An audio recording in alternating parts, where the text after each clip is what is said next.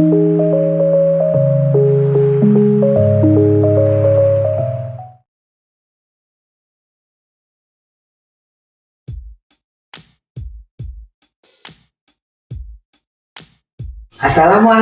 warahmatullahi wabarakatuh. Apa kabar anak-anak kelas 8 yang soleh dan soleha? Mudah-mudahan hari ini kalian dalam keadaan sehat walafiat dan selalu dilindungi oleh Allah Subhanahu wa Ta'ala. Pada kesempatan kali ini kita akan mempelajari tentang iman kepada kitab-kitab Allah dengan tema meyakini kitab-kitab Allah dan mencintai Al-Quran. Sebelum kita mulai belajar, marilah kita berdoa terlebih dahulu. Bismillahirrahmanirrahim. Raditu billahi robba wa bil islami dina wa bi Muhammadin nabiyya wa rasula. Rabbi zidni ilman warzuqni fahman. Anak-anak, apakah kalian tahu apa pengertian kitab suci itu? Dan apa pengertian iman kepada kitab suci? Untuk lebih jelasnya, kalian bisa melihat dari tayangan berikut ini. Bahwa kitab suci itu adalah wahyu dari Allah yang diturunkan kepada Rasulnya untuk disampaikan kepada umatnya, untuk diajarkan kepada umatnya yang akan dijadikan sebagai pedoman hidup atau petunjuk hidup. Sedangkan pengertian iman kepada kitab-kitab Allah meyakini dengan sepenuh hati bahwa Allah telah menurunkan kitabnya kepada para rasulnya untuk diajarkan kepada umatnya. Kitab Taurat. Kitab Taurat diwahyukan kepada Nabi Musa, yaitu abad ke-12 sebelum Masehi. Taurat berarti hukum atau syariat. Kitab ini diperuntukkan bagi umat Bani Israel. Pokok-pokok ajaran kitab Taurat meliputi perintah tauhid, yaitu untuk mengesahkan Allah. Kedua, perintah menyucikan hari Sabtu. Ketiga, perintah menghormati orang tua. Dan yang keempat, larangan membunuh, berzina, mencuri, menjadi saksi palsu, dan mengambil hak orang lain.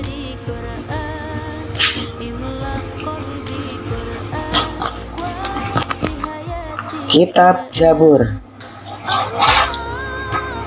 Kitab Zabur diturunkan kepada Nabi Daud pada abad ke-10 sebelum Masehi. Kitab Zabur diperuntukkan bagi umat Bani Israel, sama seperti kitab Taurat. Kitab Zabur diturunkan di kota Yerusalem. Sementara itu, kitab Zabur ditulis dengan bahasa Kipti. Pokok-pokok ajaran kitab Zabur meliputi 1. Tidak memuat hukum atau syariat.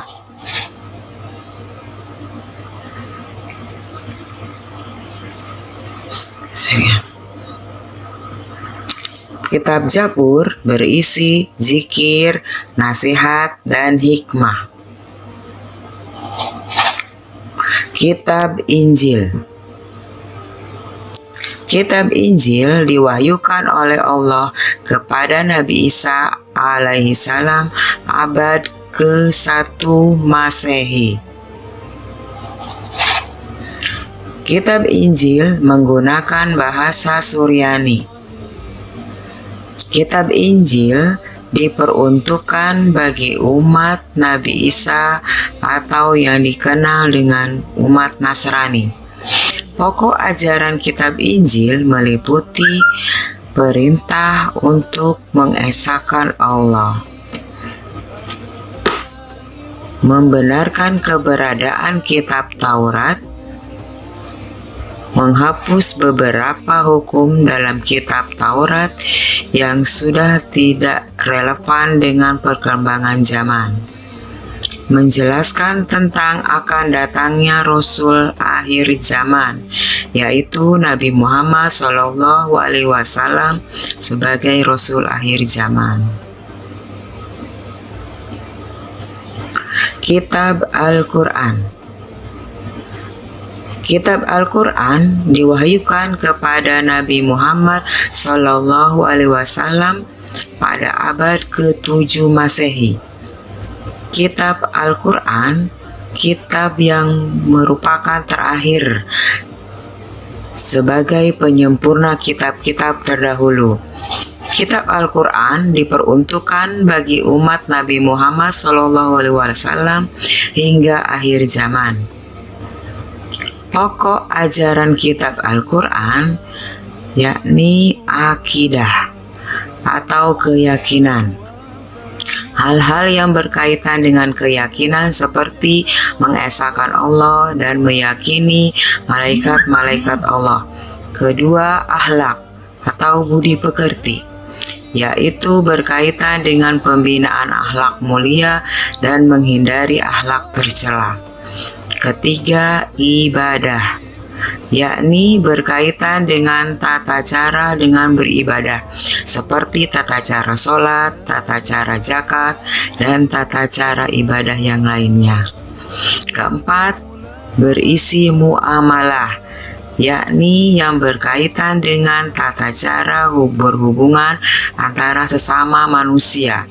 Dan yang kelima, tarikh atau sejarah, yaitu kisah-kisah orang-orang atau umat terdahulu. Selanjutnya, apakah wahyu Allah itu hanya berbentuk kitab saja atau ada bentuk yang lainnya? Simak penjelasan berikut. Perbedaan kitab dengan suhuf. Anak-anak, perlu kalian ketahui bahwa wahyu atau kalam Allah itu terbagi menjadi dua. Ada yang berbentuk kitab, ada yang berbentuk suhuf. Wahyu-wahyu Allah yang diterima oleh para rasul ada yang berbentuk kitab, ada pula yang berbentuk suhuf.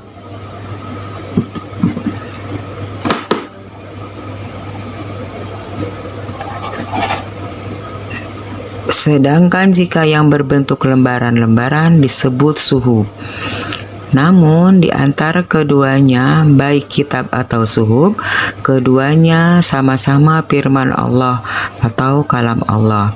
Selanjutnya, dalil tentang kebenaran suhuf. Dalam Quran surat Al-A'la ayat 18-19 Allah berfirman, Inna hadza lafi suhufil ula suhufi Ibrahim wa Musa. Sesungguhnya ini benar-benar terdapat dalam kitab-kitab yang terdahulu, yaitu kitab-kitab Ibrahim dan Musa. Secara rinci, para nabi dan rasul yang menerima suhuf dari Allah adalah sebagai berikut.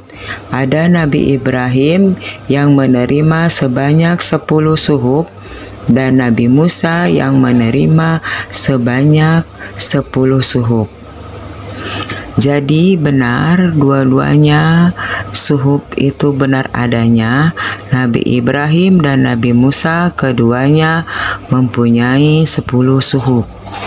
Kemudian apa bedanya kitab dengan suhuf?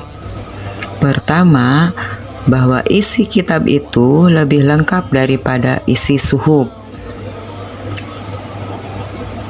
Jadi dalam kitab itu ada tentang syariat, ada tentang ibadah, syariat, dan ibadah. Sedangkan suhuf isinya lebih ringkas.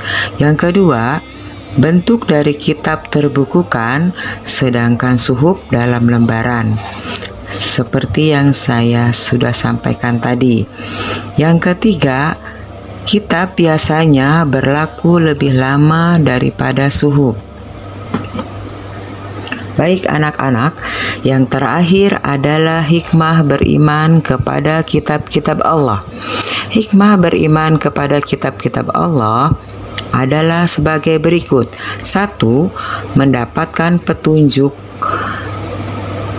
kepada manusia mana yang benar dan mana yang salah. 2. Manusia dapat mengetahui betapa besarnya kasih sayang Allah. 3. Hati menjadi lebih tentram.